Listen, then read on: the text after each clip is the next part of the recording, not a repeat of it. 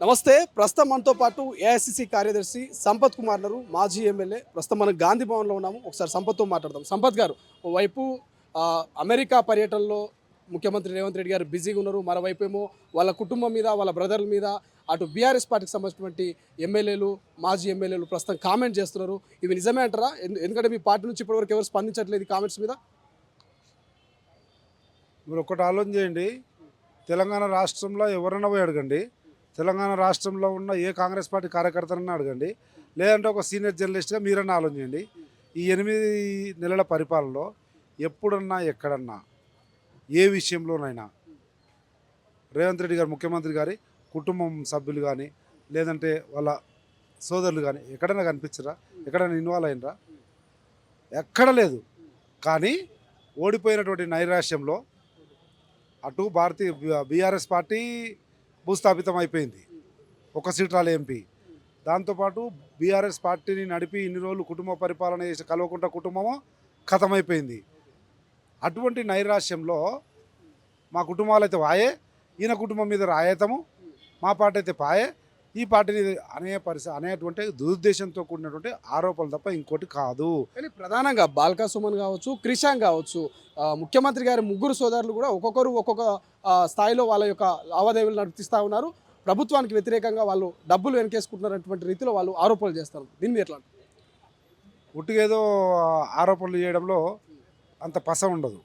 ఏమంటారు చూడు, బట్ట మీద వాళ్ళే అంటారు, బట్టగాల్చి మీదేసి బట్టగాల్చి మీదేసి అన్నట్టు అదేదో నీవే చేస్తున్నావు. ఒకటి చెప్పండి, తిరుపతి రెడ్డి గురించి చెప్పిర్రు. వాళ్ళకు ఇంకిత జ్ఞానం ఉండాలి, రాజకీయ పరిజ్ఞానం ఉండాలి. అపరిపక్వ రాజకీయ ఆలోచనతోటి మాట్లాడుతున్నారు అవివేకులు. రాజకీయంగా ఎవరు మాట్లాడినా ముఖ్యమంత్రి గారు ప్రాతినిధ్యం వహించే నియోజకవర్గం కొడంగల్కు కాంగ్రెస్ పార్టీ అధికారిక ఇన్ఛార్జిగా తిరుపతి రెడ్డి గారు ఉన్నారు. స్పీకరు వికారాబాద్ జిల్లా వాడు కనుక వికారాబాద్ జిల్లాకు సంబంధించిన సమీక్ష చేస్తున్నాడు. ఆ సమీక్షలో చైర్ అంటే అధ్యక్షుడు ఆయన విచక్షణాధికారం ప్రకారం ఎవరినైనా పిలుచుకోవచ్చు. సమీక్ష చేసేటప్పుడు ఎవరు అవసరం ఉంటే వాళ్ళని పిలుచుకోవచ్చు. ఆ ఇంకిత జ్ఞానం వాళ్ళకు ఉందో, రాజకీయ పరిణామం ఉందో లేదో నాకు తెలియదు. దాంతోపాటు కొడంగల్ కూడా వికారాబాద్లో వస్తుంది. కొడంగల్కు సంబంధించి ముఖ్యమంత్రి గారు వ్యవహారం చూస్తున్నారు కనుక ఆ నియోజకవర్గ కాంగ్రెస్ పార్టీ స్ట్రక్చర్లోనే ఆయన ఇన్ఛార్జ్గా ఉన్నాడు. అందుకని పోయిండు. మళ్ళీ ఎప్పుడు ఉంటే కూడా బరాబర్ పోతాడు. తప్పు కాదు. కానీ వీళ్ళకి అవివేకులు రాజకీయ పరిణామం లేక మాట్లాడిన మాటలు అవి. బీజేపీ బీఆర్ఎస్ రెండు విలీనం కాబోతుంది, అంటే బీజేపీలో బీఆర్ఎస్ విలీనం కాబోతున్నట్టు ప్రచారం నడుస్తుంది అంటున్నారు. సో ఈ ప్రచారం ఎంతవరకు వాస్తవమై ఉండొచ్చు? ప్రచారం ఇప్పుడు కొత్తగా కాదు. ప్రచారం అనేది నేను ఇంటెన్షనల్ చేయొచ్చు, కానీ పరిస్థితులు కూడా అట్లా కనబడుతున్నాయి.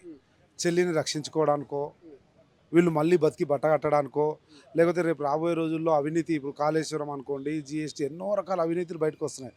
ఆ అవినీతుల నుంచి బయటపడడానికో వాళ్ళకి ఇప్పుడు కంపల్సరీ పరిస్థితులలో ఏదో ఒక తోడు కావాల్సిన అవసరం ఉంది. కనుక భారతీయ జనతా పార్టీతో ఎప్పటి నుంచో ఉన్నటువంటి అలాయి బలాయి కాస్త ఒక సిస్టర్ కన్సర్న్ పార్టీ లాగా ఉన్నటువంటి బీఆర్ఎస్ పార్టీ బీజేపీకి ఈరోజు పూర్తిగా మెర్జ్ అయ్యేటువంటి పరిస్థితికి వచ్చింది. అంటే మితిమీరిపోయింది, పరాకాష్ఠకు చేరింది అన్నది స్పష్టంగా కనబడుతుంది. వాళ్ళు చేస్తున్న చేష్టలే కనబడుతున్నాయి. ఎవరో ఆరోపణ, నేను ఆరోపణ, ఇంకోరు ఆరోపణ చేయడం కాదు. పరిస్థితులు అలా కనబడుతున్నాయి. భవిష్యత్తులో చూద్దాం. వాళ్ళేమో ఉప ఎన్నికలు వస్తాయి తెలంగాణలో, ఎందుకంటే పార్టీ ఫిరాయింపులకు పడిపోయినటువంటి 10 మంది మీద మేము సుప్రీంకోర్టుకు న్యాయ నిపుణులతో సలహాలు తీసుకుంటున్నాం, దాని మీద చర్యలు తీసుకుంటామంటున్నారు. మీ పార్టీలో కొంతమంది నాయకులేమో వాళ్ళు సుప్రీంకోర్టుకు వెళ్ళలేదు, ఢిల్లీకి వెళ్ళింది కేవలం చెల్లెని కాపాడుకోనికనే అంటున్నారు. ఇందులో ఏది వాస్తవం? 100% పార్టీ ఫిరాయింపుల విషయంలో ఈరోజు భారతదేశంలో పార్టీ ఫిరాయింపుల మీద ఉన్నటువంటి అత్యున్నతమైనటువంటి తీర్పు సంపత్ కుమార్ వేసినటువంటి తీర్పు. నా తీర్పే 9 మంది జడ్జీలతో కూడినటువంటి ధర్మాసనాన్ని వేయాలని చెప్పింది సుప్రీంకోర్టులో. నేనే ఆ రోజు ఎమ్మెల్యే ఉన్నప్పుడు, పార్టీ విప్పుగా ఉన్నప్పుడు 5 మంది ఎమ్మెల్యేలు పార్టీ ఫిరాయించినప్పుడు వేసినటువంటి కేసు. అందుకని దాన్ని పూర్తిగా తెలిసిన వాడిగా చెప్తా ఉన్నా. ఫిరాయింపులు హైకోర్టు, సుప్రీంకోర్టు మరియు speaker is also a quasi judiciary. వీటన్నిటి పర్యవసానం చూస్తే ఇప్పుడు ఏదో పెద్ద మునిగిపోయే ప్రమాదం ఏం లేదు. ఉప ఎన్నికలు వచ్చేది అసలే లేదు. కాకపోతే న్యాచురల్గా రాజకీయాల్లో ఉన్నప్పుడు ఎవరికి వాళ్ళకు అనుకూలంగా కలలు కనడమో, లేకపోతే ప్రచారాలు చేయడమో, దుష్ప్రచారాలు చేయడమో సర్వసాధారణ. దాంట్లో భాగంగా వాళ్ళ ఉనికిని కాపాడడం కోసం, బతికి బట్టడ కట్టడం కోసం, పబ్లిక్లో నానడం కోసం చేస్తున్నట్టు ప్రచారం తప్ప వాస్తవం కాదు అది. హైకోర్టు కూడా ఈ కేసు విషయంలో రిజర్వ్ పెట్టింది తీర్పును. రిజర్వ్ ఉంది కాబట్టి తీర్పు ఎట్లా వచ్చే అవకాశం ఉందంటారు? కాంగ్రెస్ పార్టీకి ఏమైనా మైనస్ అయ్యే అవకాశం ఉందంటారా? నో, హైకోర్టు తీర్పు రిజర్వ్ ఉన్నప్పుడు దాని గురించి మాట్లాడడం కూడా తప్పు అవుతుంది. కంటెంప్ట్ ఆఫ్ ద కోర్ట్ అవుతుంది. బియాండ్ కోర్టు లిమిట్స్లో మాట్లాడకూడదు. రిజల్ట్ వచ్చిన తర్వాత మీన్స్ తీర్పు వెలువడిన తర్వాత తప్పకుండా కాంగ్రెస్ పార్టీ తరఫున బరాబర్ స్పందిస్తాం. దాంట్లో ఏమైనా ఉంటే కూడా పరిణామాలను బట్టి ఏ రకంగా స్పందించాలో ఆ రకంగా స్పందిస్తాం. మరోవైపు గాంధీ భవన్లో కావచ్చు యావత్తు కాంగ్రెస్ ప్రజానికంలో చర్చ జరుగుతున్నది. ఇక పీసీసీ అధ్యక్షుడు నియామకం ఎప్పుడు ఉండబోతుందంటే శ్రావణ మాసంలో ఉండబోతున్నట్లు కూడా చెప్తున్నటువంటి పరిస్థితి. అందులో ప్రధానంగా సంపత్ కుమార్ పేరు కూడా ప్రధానంగా వినిపిస్తున్నది. సంపత్ కుమార్ స్వాగతిస్తారా పీసీసీ అధ్యక్ష పదవి ఇస్తే? బరాబర్ సంపత్ కుమార్ పేరు ఉంటుంది.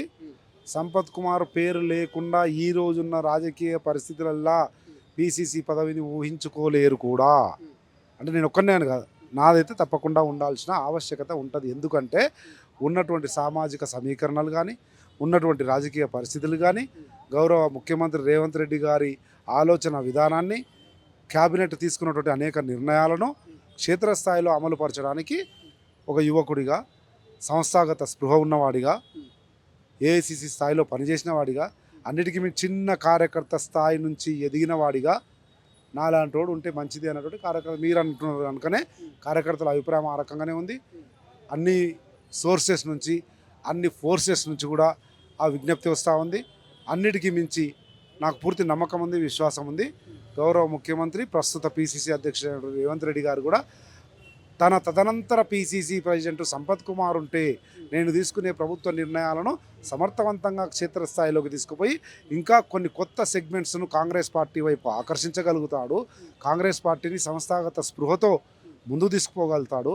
రేపు స్థానిక సంస్థల ఎన్నికల్లో కానీ, తర్వాత వచ్చే మున్సిపల్ ఎన్నికల్లో కానీ, తర్వాత వచ్చే ఎమ్మెల్యే ఎన్నిక వచ్చినా కానీ సంపత్ కుమార్ ఈ విషయాల నుండి తీసుకుపోతాడన్న నమ్మకం, విశ్వాసము ముఖ్యమంత్రి గారికి ఉంది అని నేను భావిస్తున్నాను. సేమ్ అట్లే ఏఐసిసి కూడా కింది స్థాయి కార్యకర్త స్థాయి నుంచి వచ్చినటువంటి ఒక దళితుడు, యువకుడు, ఆరేటరు, అగ్రెసివ్, ఎడ్యుకేటెడు అనేటువంటి ఆలోచనతో అధిష్టానం కూడా అదే నిర్ణయం తీసుకుంటుందేమో అన్నట్టు నమ్మకం, విశ్వాసం నాకుంది. కానీ నేను నమ్మిన నా నాయకుడు గౌరవ ముఖ్యమంత్రి రేవంత్ రెడ్డి గారు కానీ, నేను నమ్మిన నా కాంగ్రెస్ పార్టీ అధిష్టానం ఖర్గే గారు కానీ, రాహుల్ గాంధీ గారు కానీ, కేసీ వేణుగోపాల్ ఏ నిర్ణయం తీసుకున్నా కాంగ్రెస్ పార్టీ తీసుకునే నిర్ణయాన్ని కట్టుబడి పనిచేసి ఒక కరుడుగట్టిన కాంగ్రెస్ సైనికుని నేను కనుక తప్పకుండా ముందుకు పోతాను. కానీ ఏ ధైర్యంతో సంపత్ పీసీసీ నాకు వచ్చే అవకాశం ఉంది అంటున్నారు? అంటే రేవంత్ రెడ్డితో దగ్గర సంబంధమా లేకపోతే ఏంటి? ఒకే ఒక కోణము, ఒకే ఒక యాంగిల్లో, ఒకే ఒక కారణంతో పీసీసీ ప్రెసిడెంట్ రాదు సుమా.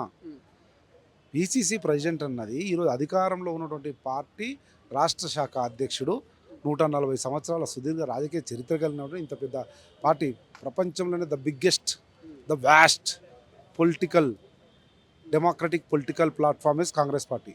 అటువంటిది అయ్యేటప్పుడు ఒకటే కారణం ఉండదు, అనేక రకాల కోణాలు ఉంటాయి. మల్టీ డైమెన్షనల్ ఆస్పెక్ట్లో అనాలిసిస్ జరిగిన తర్వాత నిర్ణయం తీసుకుంటారు. అందుకే అన్న సామాజిక కోణం ఉంటుంది, లాయల్టీ ఉంటుంది, హానెస్టీ ఉంటుంది, ఆర్గనైజేషనల్ బ్రాటప్ ఉంటుంది, తర్వాత అడ్మినిస్ట్రేటివ్ కెపాసిటీ ఉంటుంది, ఆరేటర్ అనేది ఉంటుంది, స్పీచ్ ఇవ్వగలుగుతాడా, నలుగురు నొప్పియగలుగుతాడా అనేది ఉంటుంది. ఇవన్నీ అనేక కోణాల్లో సమీక్షించి ఒక నిర్ణయం తీసుకుంటారు. ఏ కోణంలో చూసినా కానీ Sampath Kumar maybe the best. Me best అనేటువంటి విషయం కాంగ్రెస్ పార్టీలో చాలా మందికి తెలుసు. లేదే గల్లీ నుంచి ఢిల్లీ దాకా పోయారు. కానీ ప్రధానంగా బీసీ నాయకుల పోటీ కూడా ఎక్కువ ఉండే అవకాశం ఉంది. ఇప్పటికే ఢిల్లీలో లాబింగ్ చేస్తూ ఉన్నారు. పూర్తి స్థాయిలో బీసీలకే పీసీసీ పదవి ఇవ్వాలన్నటువంటి డిమాండ్ వినిపిస్తుంది. ఈ పోటీని ఎట్లా తట్టుకుంటారు? అధిష్టానం బీసీకి ఇవ్వాలనుకుంటే yes, I will accept. I welcome the decision of AICC, I welcome the decision of my chief minister, no issue. కానీ ఉన్నటువంటి పరిస్థితులలో బీసీల వాక్యూమ్ ఏదైతుందో, బీసీలలో ఉన్నటువంటి వాళ్ళను ఏ రకంగా ఎవరిని ఎట్లా సెట్ చేయాలనేది చూస్తున్న క్రమంలో లేకపోవడమో, లోటు ఉండడమో, లేదంటే ఇప్పుడున్న పరిస్థితులలో సేమ్ ఎట్లయితే మీ బీసీ ఆస్పెక్ట్ చెప్తున్నా అట్లే ఎస్ నేను ఈరోజు చెప్తా ఉన్నా, Madiga aspect is also important. మాదిగలకు న్యాయం చేయాల్సిన అవసరం ఉంది. The single largest caste in Telangana is Madigas. మాదిగలకు అన్యాయం జరిగింది, ఒక్క సీటు కూడా ఇవ్వలేనటువంటి డిమాండ్ పెద్ద ఎత్తున వినిపించింది. అదే నమ్మకంతో సంపత్ కుమార్ పీసీసీ అడిగే అవకాశం ఉందా? ఎంపీ ఎలక్షన్లప్పుడు విన్నబిలిటీ చూడొచ్చు, డబ్బులు చూడొచ్చు, అనుభవం చూడొచ్చు, ఎన్నో రకాల కారణాలతో నాకు ఇవ్వకపోయిండొచ్చు, వాళ్ళకి ఇచ్చినవచ్చు, గెలిచినారు కదా. ఆ రకంగా ఏ సందర్భంలో ఏ విషయాలు పరిగణలోకి తీసుకోవాలో ఆ విషయాలే పరిగణలోకి తీసుకుంటారు. రాలేదు, ఎస్ ఆ రోజు రాలేదు, ఆ రోజు రాకపోగా మొత్తం భూప్రపంచం ఇదవుతుందా, బరాబర్ నెక్స్ట్ టైం వచ్చిన అవకాశాల్లో ఎక్కువ మాకు ఇవ్వచ్చు. ఈ రకంగా పాజిటివ్ దృక్పథంతో పోవాల్సినటువంటి అవసరం ఉంటుంది. కనుక ఆ పాజిటివ్ దృక్పథంతో పోయేవాడిని నేను, కాంగ్రెస్ వాదిని నేను. కనుక తప్పకుండా ఇప్పుడున్న పరిస్థితులలో దళితునికి మాదిగకు పీసీసీ ప్రెసిడెంట్ ఇవ్వాల్సినటువంటి ఆవశ్యకత ఉంది అని నేను భావిస్తూ ఉన్నా. అధిష్టానం కూడా భావిస్తుంది అని అనుకుంటున్నా. గౌరవ ముఖ్యమంత్రి రేవంత్ రెడ్డి గారు కూడా ఈరోజు ఉన్నటువంటి పరిస్థితులలో దళిత్ మాదిగలో వ్యాక్యూమ్ ఉంది కనుక దాన్ని ఫిల్ చేయడానికి పీసీసీ ప్రెసిడెంట్ చేస్తే మంచిది. దాంట్లో సంపద అయితే ఇవన్నీ organisation, loyalty, credibility, aggressive, vocal, orator ఇవన్నీ పనికొస్తాయేమో అన్నటువంటి ఆలోచనతో నిర్ణయం తీసుకున్న నమ్మకం, విశ్వాసం ఉంది. చూద్దాం, దేవుడు గొప్పోడు. నేను నమ్మిన నా నాయకులు, నేను నమ్మిన నా పార్టీ కూడా నాకు న్యాయం చేస్తుంది అన్నటువంటి విశ్వాసం ఉంది. ఫైనల్గా ఒక మాట, ఎస్సీ వర్గీకరణకు సంబంధించి సుప్రీంకోర్టు తీర్పునిచ్చింది. రాష్ట్రాలకే పూర్తి అధికారం ఉంటుందంటుంది. అసెంబ్లీలో ముఖ్యమంత్రి గారు 2 సభలు చెప్పారు, రాబోయే ఉద్యోగాల్లో కూడా ప్రత్యేక ఆర్డినెన్స్ ద్వారా రిజర్వేషన్ కల్పిస్తామన్నారు. సో ఆ రిజర్వేషన్ ఏదో పీసీసీ పదవి ఇచ్చి మొట్టమొదటిసారిగా ముఖ్యమంత్రి గారు ఆ రిజర్వేషన్ కల్పిస్తే బాగుంటుంది అనుకుంటున్నారా? See there is no relation between these two. ఇది పొలిటికల్ పొజిషన్. ఈ సుప్రీంకోర్టు తీర్పు అనేది విద్యా ఉద్యోగాల్లో రిజర్వేషన్లు బ్రదర్, ఈ రెండింటికి ఏమాత్రం పొంతన లేదు, ఈ రెండింటికి సంబంధం లేదు, ఇంటర్లింక్ అసలే లేదు. అది అదే, ఇది ఇదే. మీరే చూస్తారు, బరాబర్ రేవంత్ రెడ్డి ముఖ్యమంత్రి గారి నేతృత్వంలో భారతదేశంలోని 29 రాష్ట్రాల్లో మొట్టమొదట సుప్రీంకోర్టు తీర్పును అమలుపరిచే రాష్ట్రం, మాదిగలను కడుపులో పెట్టుకొని చూసుకునే రాష్ట్రం రేవంత్ రెడ్డి గారి నాయకత్వంలోని కాంగ్రెస్ ప్రభుత్వంలో తెలంగాణ రాష్ట్రం. ఫైనల్ ఒక మాట, రిజర్వేషన్లు నెత్తివేసే కుట్ర జరుగుతున్నది. ఏదైతే మొన్న ధర్మాసనం ఇచ్చిన 514 పేజీల్లో కొన్ని అంశాలని, కొన్ని కండిషన్స్ను పెట్టింది. లాస్ట్ 51 నుంచి 58 వరకు కూడా కొన్ని కండిషన్స్ పెట్టినట్టు కొంతమంది కామెంట్ చేస్తున్నారు. దీని మీద మీరే చెప్తారా? పూర్తి స్థాయిలో చదివిరాది. ఒకటి 556 పేజీలు ఉంది జడ్జిమెంటు. 556 పేజీల్లో రాష్ట్రాలకు స్వేచ్ఛనిచ్చింది వర్గీకరణ చేయడానికి. తర్వాత మీరు చెప్తున్నటువంటి రిజర్వేషన్లు ఎత్తేస్తారేమో అని అనుమానం వచ్చే విధంగా క్రిమీ లేయర్ అనేది ఒక వ్యాఖ్యానం చేసింది. అది తీర్పు కాదు, సూచన కాదు, వ్యాఖ్యానించింది మాత్రమే. అదే రకంగా కేంద్ర ప్రభుత్వ ఉద్యోగాల్లో మాత్రం ఎటువంటి స్పందన రాలేదు. ఈ రకంగా అనేక రకాల అప్లికేషన్స్ ఉన్నాయి తీర్పులో కూడా. దాన్ని నీకు నచ్చినట్లు నీవు, నాకు నచ్చినట్లు నేను, ఈయనకు నచ్చినట్లు ఈయన, ఎవరికి వాళ్ళు ఇంటర్ప్రిట్ చేసుకుంటున్నారు తప్ప భారతదేశం ఉన్నంతకాలం అంబేద్కర్ ఇచ్చినటువంటి రిజర్వేషన్లు తీసేయగలిగే దమ్ము కానీ ధైర్యం కానీ ఏ రాజకీయ పార్టీకి భారతదేశంలో లేదు. ఒకవేళ అటువంటి ఆలోచన ఎవరికైనా ఉంటే సమాజమే వాళ్ళకి తగిన విధంగా బుద్ధి చెప్తుంది. Thank you so much. ఇది ఏఐసీసీ కార్యదర్శి సంపత్ కుమార్ స్పష్టంగా చెప్తుంటూ పీసీసీ అధ్యక్షుడికి సంబంధించినటువంటి అన్ని అర్హతలని ఖచ్చితంగా అవకాశం ఇస్తే వినియోగించుకుంటా అంటున్నారు. కెమెరా పర్సన్ అజార్తో శ్రీశైలం, తొలి వెలుగు, హైదరాబాద్. అసలైన తొలి వెలుగు. ఫాలో వాట్సాప్ @తొలి వెలుగు official.